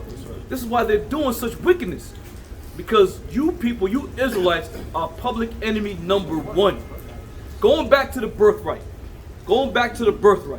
They understood who that birthright went to. They understand who ended up with the birthright. So therefore, there's going to always be animosity. Even very much so, where at these last days, they're going to try and kill as many Israelites as they can. Bottom line. And if you doubt us, just wait and see. All right? I got something. Hold on, this brother has something on the backside. There was an article concerning the microchip. Read on. Bring it out, brother. On Alicia.org, it was actually published last month on Halloween. Go ahead. The title says, chip implants are here, there, and everywhere. Damn right they are. You hear that? The chip implants are here, there, and everywhere. There's no stopping it, man. Scripture's gonna be fulfilled. The Lord said, my word will never go out void. And for all you scoffers and scorners that like to put potato chips on your hand and get a bag of chips and crinkle it up and do all this shit, where are you at now? Where are you at now? Go ahead. It says, the fusion of the digital and the physical is imminent. Chip implants are becoming more popular and available by the day. Yep. Arnie Zoke in West London, he pays for groceries with his hand alone. Granted, the lolly in Detroit no longer carries his car or house keys with him. He's got a chip in his left hand that allows him to open the door to his house, and another one in his right that allows him to start his Tesla. Yep. Chip implants are becoming more popular and available by the day. Yep. You see that? And then Esau also wants to do away with all gasoline cars. Why? He wants to get you on that digital platform where everything goes by what? By electronics and digital functions. So he can shut you down when he's ready. Shut you down. Yep. So listen, man. It's gonna all pan out. You've been seeing some of these videos with some of these supermarkets. You can't even get into the freezer unless you got the fucking thing on your hand, man. To open up the freezer to get you a bottle of soda, man. They got these locks that are electronic, like locks to your house. Yeah. So I who I was talking to, I said, I don't want no shit like that. You know, and Esau can lock you out of your own shit. Yeah, that's the point, man. That's the point. Like that movie with Timberlake. That out of time. That's the same. In time, out of time. In time. That's that same shit. Yeah, out of time. But that's that same concept. They want total control over the masses, man. Total control over the masses, and they're gonna get it. they're gonna get it, they're gonna establish it, but it's not gonna be established for long. Because right when they think they're really gonna have it, you know, lock, stock, and barrel, the Most High is gonna rain it upon his head to destroy him, man. But once again, this is the direction that Babylon is going, man. Go ahead. It was just something because you said India enduring to become the country's first smart city with smart access, and I was looking at it at work. They're gonna have a whole smart city, like everything's gonna be smart. Yeah, you can't go into that if you're just an average cat with you know some greenbacks. You can't go into that city. You know, they had a commercial years ago where motherfuckers was in line and everybody was paying the MasterCard, right? And everybody was paying. Synchronized dancing. Right, but when the dude got up there, with cash, motherfuckers was like, come on, man. But that's going once again, that's going to be another sticking point where get rid of that paperless cash, get it out of it. It's useless. You see, go ahead. Out of the vacuum, China, because they had that whole credit system with tourists went down there with cash and they were showing people and they were looking at it like, what the hell is this? Right, Like, what are you everything's doing? digital. Stores that don't have nobody in it, they just go in there, scan everything and See, leave. but that's going to be another identification point where if you walking around with cash, people gonna know who you are. He ain't up to date. He ain't up to date. That's like they did with that suit. Yep. Just like they did with that suit. Have you been souped? Yep. He say nope, and then, this is one of those guys, and they make a whole assessment about who you are based on whether or not you got that. It was an article on that. It said that people who didn't take the suit, they got mental problems. So they gonna basically try to cash you in a bad light. Yeah. You know what I'm saying? I'm telling you, some bad times are coming, man. Some bad times are coming. And Esau's gonna be more than obliged to help you with those bad times. He gonna fix you up real nice. Go ahead. This is Revelation 13, starting at verse 15. And he had power to give life unto the image of the beast, that the image of the beast should both speak and cause that as many as would not worship the image of the beast should be killed. And he causes all, both small and great, rich and poor, free and bond, to receive a mark in their right hand or in their foreheads. And that no man might buy or sell, save he that had the mark, or the name of the beast, or the number of his name. You got this guy, Elon Musk, with the what do they call him? Interlink. Neuralink. So it's all the technology is in place for the MOTB to be in existence. Cash App, Venmo, Apple Pay, iWallet, all of these things are all a part of the infrastructure to strengthen the idea of the MOTV. Man. Yeah, listen, I went and got put some air in my tire before I came down here, and on the air machine, what you just mentioned has all those methods of payment for fucking air. I'm like, God, 31 quarters. Yeah, I'm telling you. I mean, you could go up. They had that little thing with the lines in it, you know. And it's like, God damn, I'm looking at this is just a simple air machine. Pretty soon you ain't gonna be able to get air in your tires if you ain't got the proper credentials, man. Good. Real quick, if I may mention, back when I was doing Uber Eats and stuff, right over there in Ink Block, they got those new buildings that they built right across Whole Foods. Delivered in there. In order for you to use the elevator, there's no buttons in the elevator, so you have to kind of scan whatever key that you have and it sends you upstairs. But they'll put it in at the front desk of what floor you're going to. If you don't have it, so it's one stop. It's like your stop. It's gonna be forced upon you. It's gonna be nowhere around it. If you living in one of these high rises where the brother just talked about how you had to use some type of device, it's gonna segue right on into it, man. And you people gonna have no goddamn choice. You're gonna have you have a choice, but because you want to continue living this lifestyle that you're living here in Babylon, you're gonna fall right in line with it. You're gonna fall right in line, and you're gonna get that thing, and you ain't gonna think twice about it. But you best believe the prophets have warned you, as the Lord said, you get that shit, you're gonna be destroyed. Go ahead. Going to the karma board, Isaiah 36:6. Lo, thou trusteth in the staff of this broken reed. That's right. On Egypt, whereon if a man lean, it will go into his hand and pierce it. So is Pharaoh, king of Egypt, to all that trust in him. That's right. And this is that broken staff. You want to trust in this place? This place is nothing but, this place is polluted. it'll destroy you even with a sword destruction. So it's on its way, man. This place is on its way, and it's gonna be a burial ground. At the end of the day, it's gonna be a burial ground over here, man. Trusted in this place. I have Go another ahead. one real quick. Isaiah, I'm gonna get right to the point. 30 and 3. Therefore shall the strength of Pharaoh be your shame, and the trust in the shadow of Egypt your confusion. That's right. That's right. You see. So this place is gonna be your confusion. This place is gonna be your shame because you trust in this place. You trust that Esau is gonna do right by you. You trust he's gonna do right by your family. Listen, man. You got a guy who's in office right now who don't know his left from his right, man. Literally, he don't know his left from his right. And these are the people you putting your trust in. Shit, you know. And your man Trump, he very well might get back into office. You know, we was talking about this on the way down here. A man who supposedly caused so much havoc and had the lives of certain, government officials put to death. Now all of a sudden he may run again. You would think somebody in their right mind would say, we're gonna ban you from ever running for elected office ever again. You're done. Look at the shit you done did. But that shit is all smoke and mirrors, man. They put him in place. That whole shit that was there, and ironically, the Simpsons predicted this shit, and the same dude with the bull hat on and all this other. Listen, all this shit has been put in place long before y'all could ever even imagine.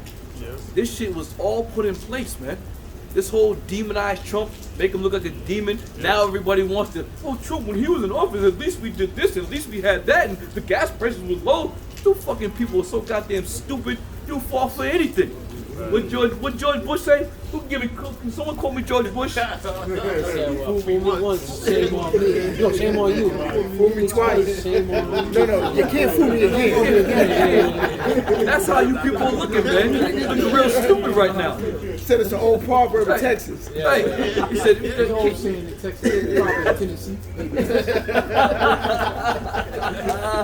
that's the only place where this saying is, right? At the end of the day, he said, you can't fool me again.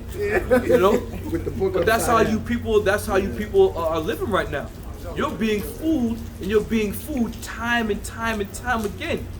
You're sitting there crying and moaning about Donald Trump and how bad he's doing. He's a reckless man. He's gonna put us to war.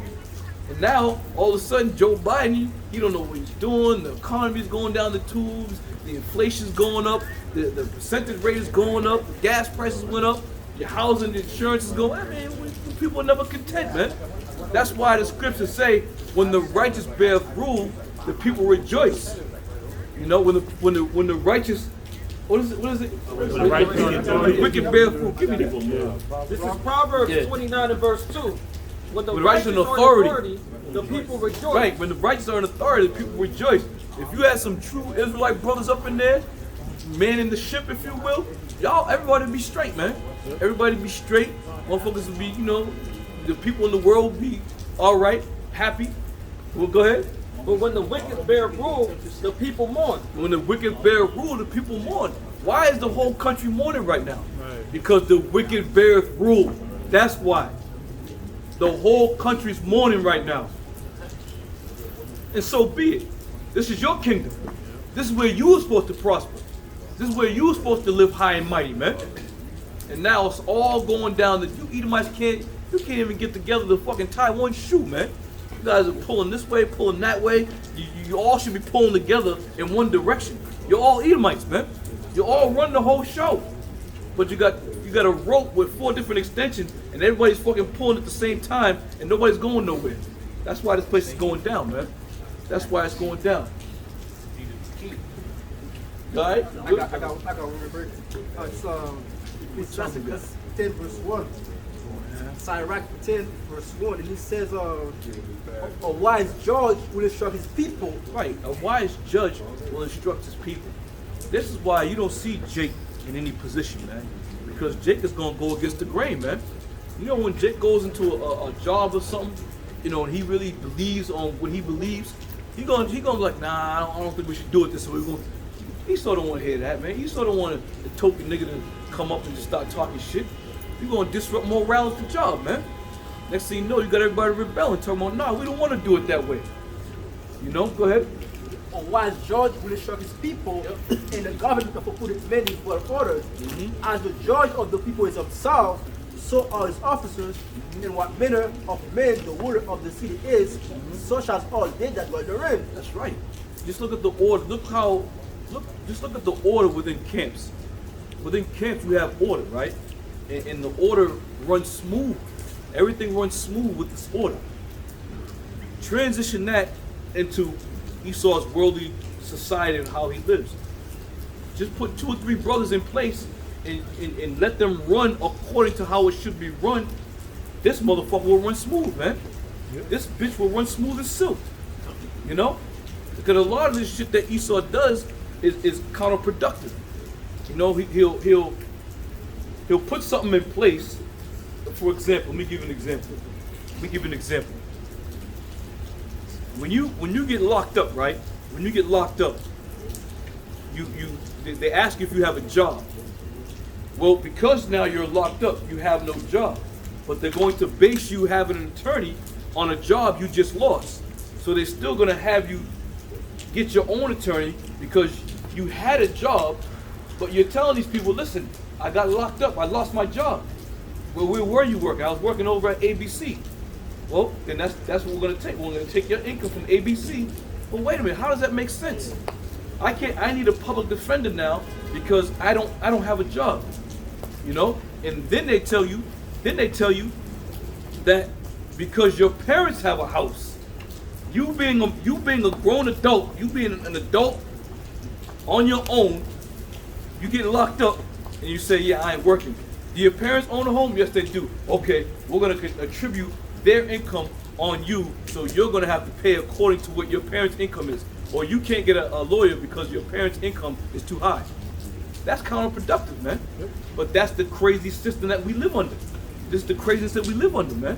That makes no goddamn sense. If you're going to judge me as a man, I'm telling you, I don't have a job. I don't work. Don't go attack my mother and father and say, oh, because they're working, now, you know, they're going to attach wages to me because they're working. It's crazy. Yeah, it's crazy, man. But that's Babylon. That's Babylon. And that's why the men of the Lord, Yahweh Shai said it. If this was my kingdom, my servant would fight. My servants would fight. So we ain't trying to defend this bitch in any shape, form, or fashion, man. This ain't the Lord's kingdom.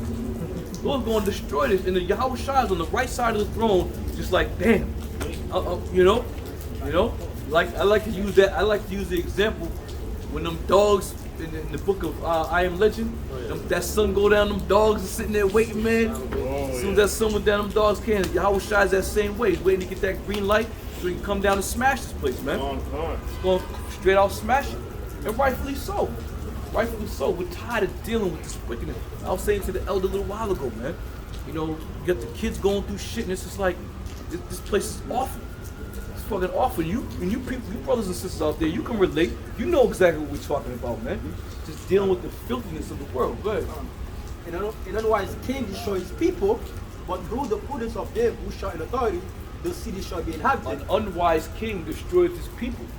Now, who's the king of Babylon right now? Joe Biden, right? And before Joe Biden became the king of Babylon, he had a certain opinion on Mr. COV. You see, he had an opinion, and he was against it.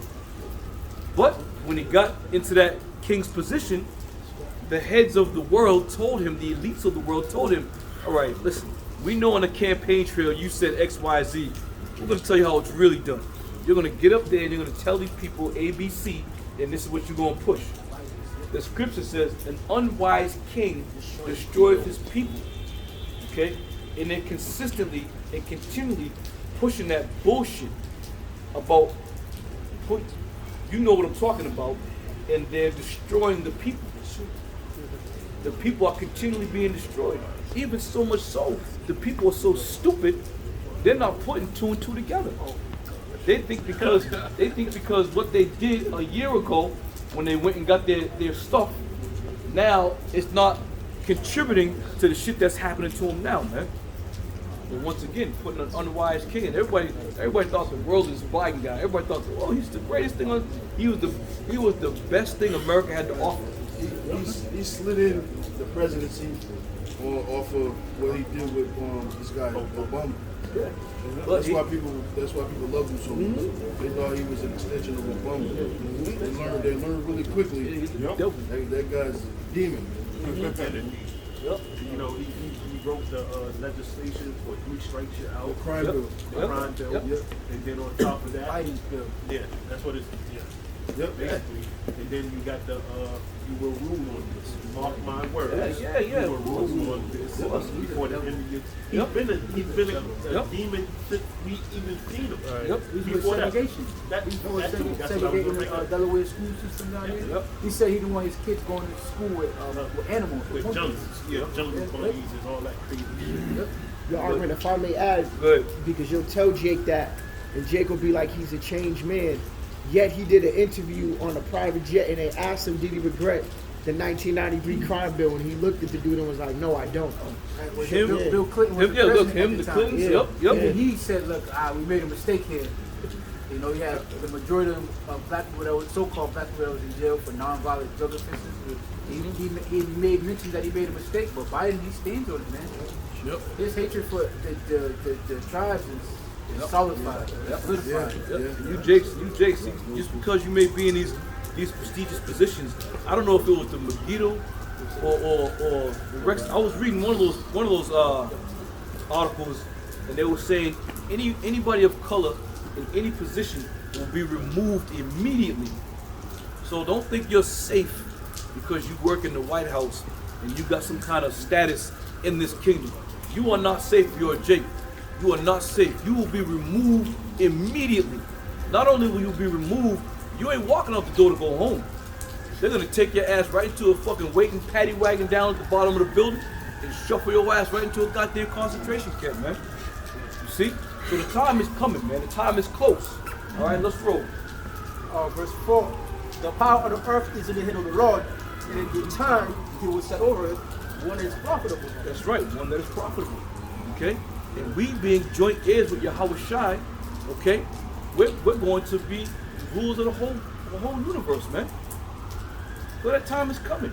You know, we tell people that walk by, yeah, we're gonna be ruling the whole world. They look at us like, nigga, please. Nigga, please. Reminds me of my man on Do the Right Thing, Pino. No, what was it? Pino? One of them dudes. He was talking to Spike Lee. And Spike Lee's like, hey, you know, we used to rule the world. He's like, what? When did you rule the world? What did I miss? Then you woke up. He called niggas. He said, you spear chucking, high jumping, fast running, spear chucking. Yo, and that's how they feel about our people, man. The dude in the pizza shop? Yeah. The Italian dude? Yeah. I think He said, I've been reading. Yeah, I read. He goes, you talk about this great day where you're going to rise up. He's like, what day you talking about? You know? But once again, you 60-degree basketball dunking. That's it. But once again, that's how we're viewed as just pure dreamers. We're viewed as dreaming individuals that are never going to amount to nothing. All right? And we tell you time and time again, you're looking at your future kings. That's right. You're looking at your future kings. Because we're not sitting here with all kinds of fancy suits and all types of fucking crazy, master's degrees and all this other shit. We are your future kings. The scripture says, in the place of drawing waters, we're rehearsing those righteous acts. Why is the Lord putting us in, is giving us that preparation? Because we will be rulers over you. All right? All right, go ahead. Zephaniah 3:19. Behold, at that time I will undo all that afflict thee, and I will save her that halteth and gather her that was driven out. And I will get them praise and fame in every land where they have been put to shame. That's right. I mean, how come nobody's reading that? And who has been put to shame, man? Who has been put to shame? You got Amalek over there thinking, they're the Lord's people. I was showing the elder a video. They was outside of a bonfire. They dancing around and shit. The guy that so-called called the Messiah. Right. Bunch of demons, man. Bunch of left-handed, yeah, that's all that is, man. They don't even believe in the Messiah. Right. Yep. But all that being said, man, what we got? You got something, number one? Yeah. Go ahead, bring it out, bro. This is a Wisdom of Solomon, chapter 5, verse 3.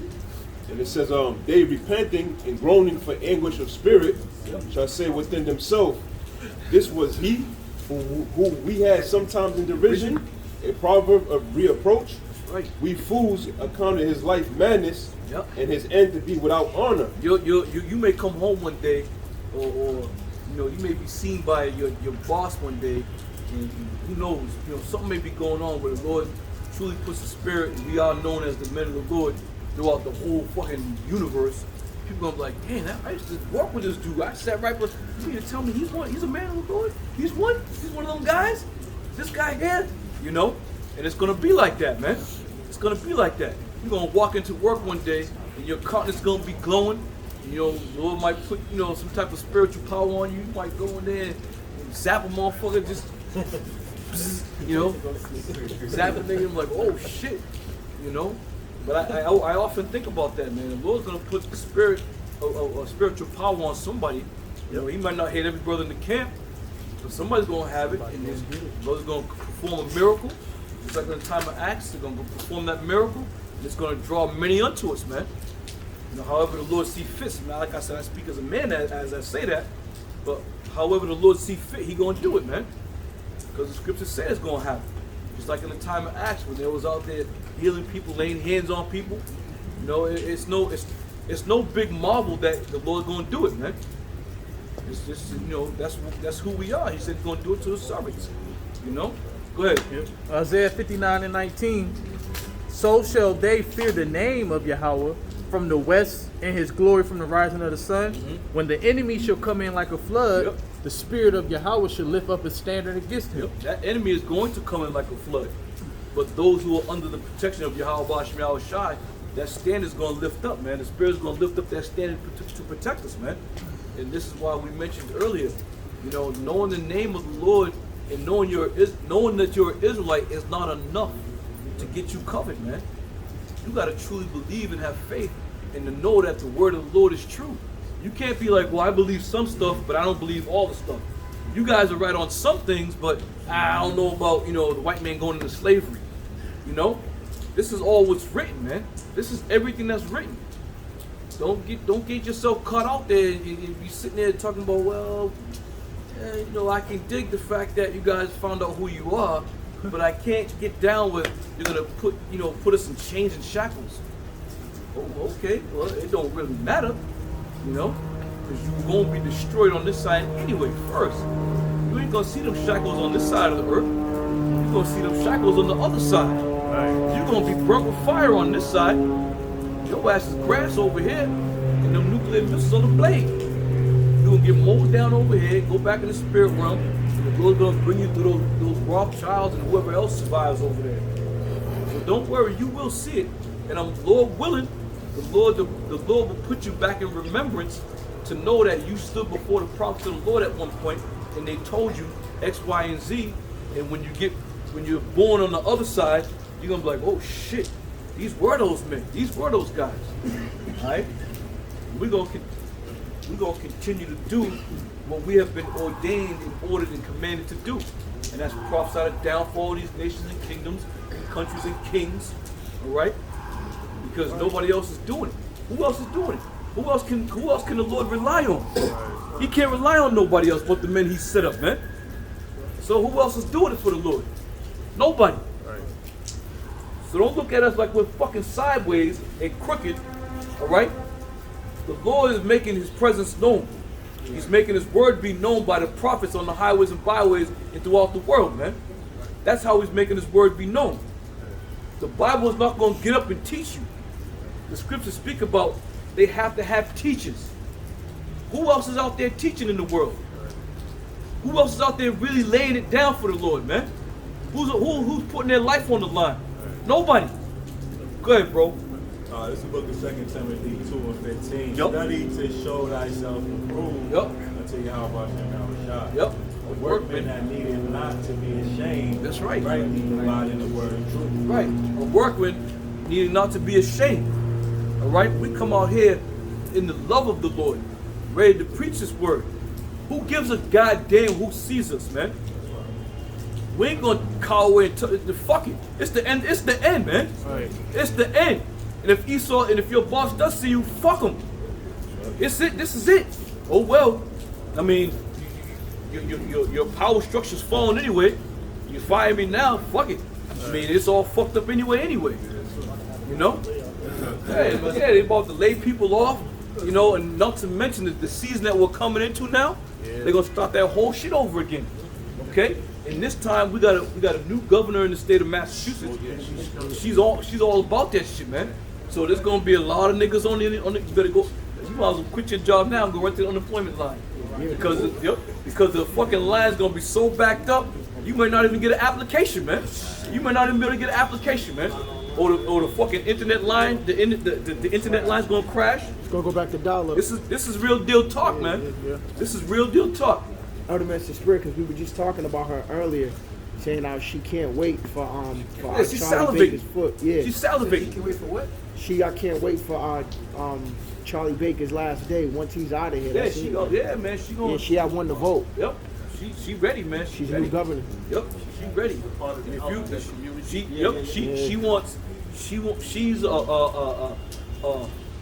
if if you're a good American, you'll do this for your fellow Americans. Type of kind of girl.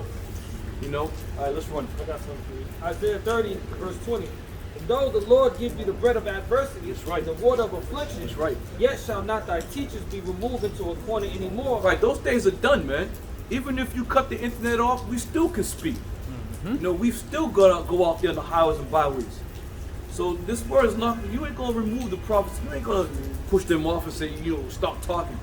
Put us in the jailhouse. We're gonna preach in the jailhouse. Kick us out in the street. We're gonna teach out in the street. It don't matter because the word is inside of us now. You see? So we out here doing what we supposed to do, man.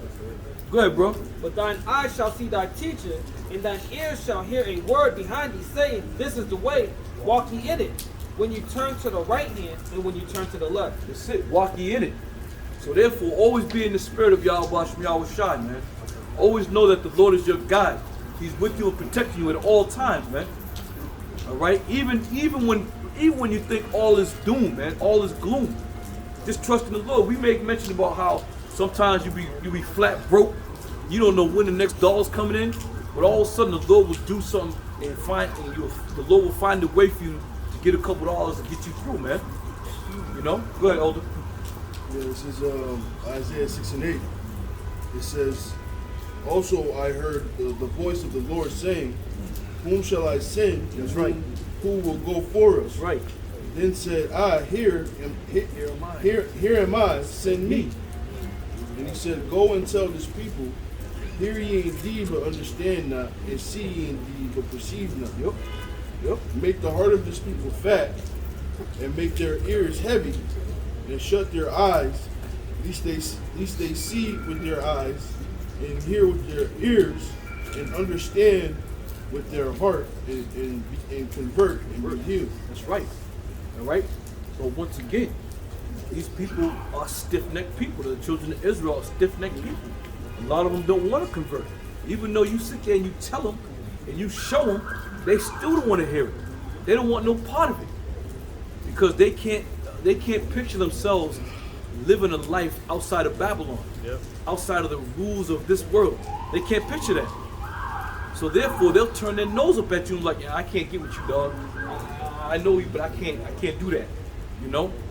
And it's a sad thing because at the point when they wake up one morning, when you come to that crossroads and you wake up and you realize you can't use your debit card no more, you can't go buy any more food, and then you're going to find yourself in a position of, wow, what do I do? Who do I call? Let me go see my man that I was friend with. He told me about this stuff. They're all gonna come running back, man. They always come back. They always do, right, Elder? They always come back. You know, inside joke. But you people are gonna find out real soon, man. Real soon. Everybody's gonna want.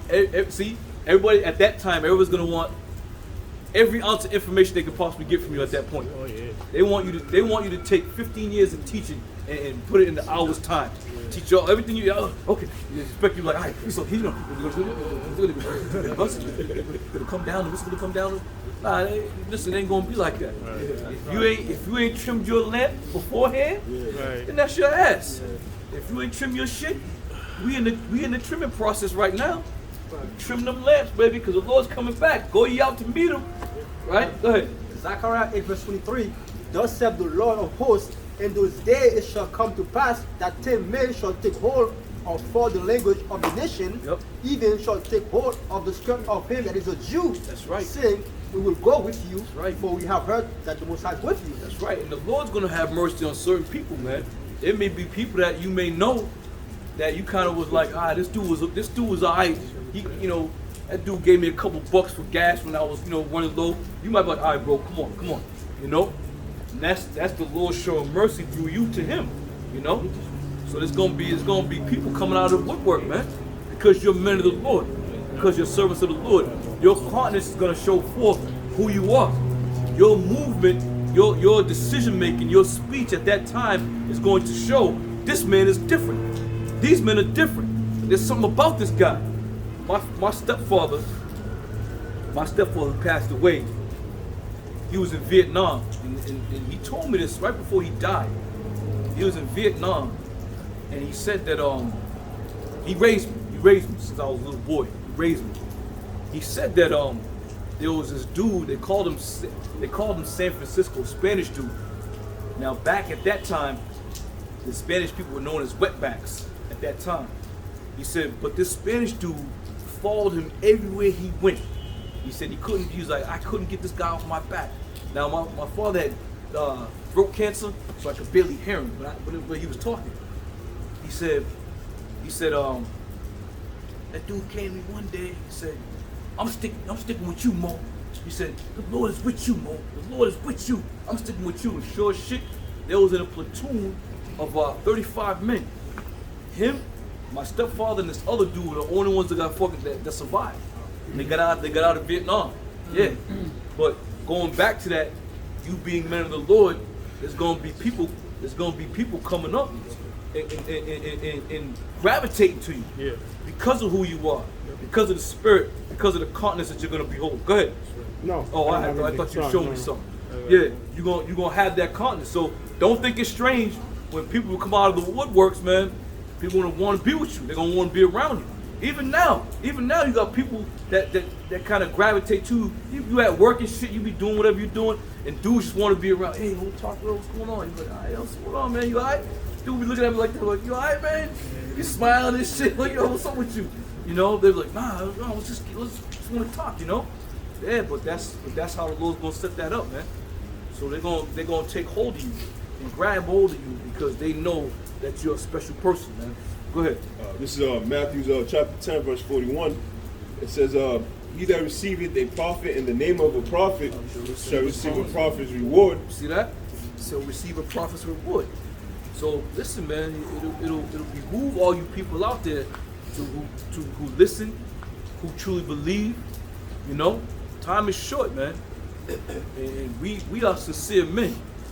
That's one thing I can say about the men of Great Millstone.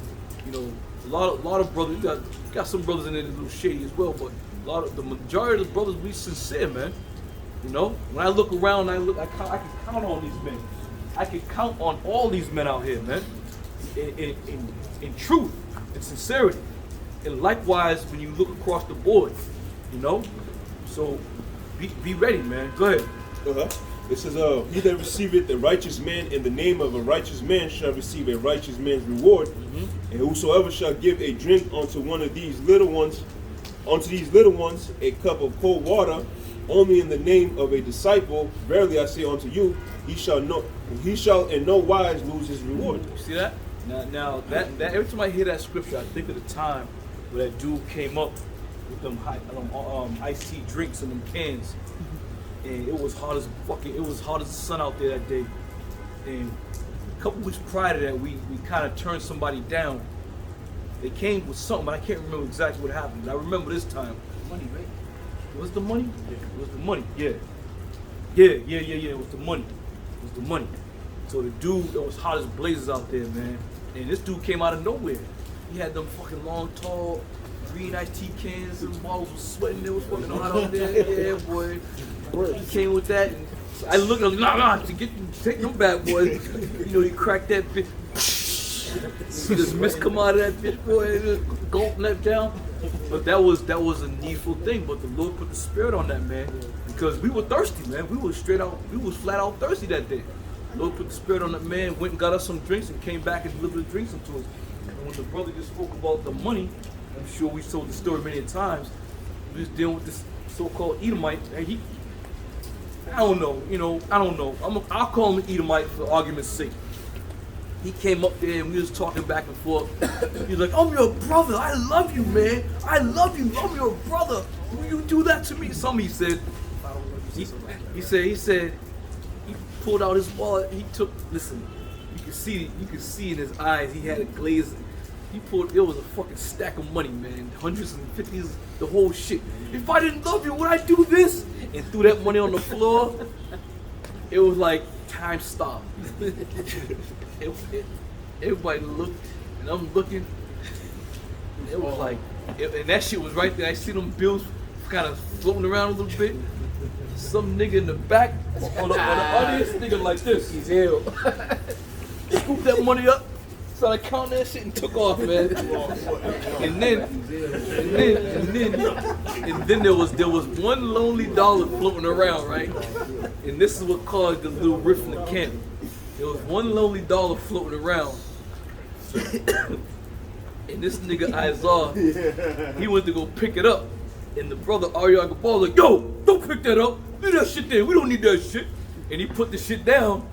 And from that point forward, it was fucking all-out war between these two brothers, man. It was all-out war. They didn't like each other. Well, Izar didn't like Arya Gabal. He tried to find every fucking fault. Taking him to counsel every week. Yeah, man, every fault, man. Yeah, for $1. Yeah, but so then I made mention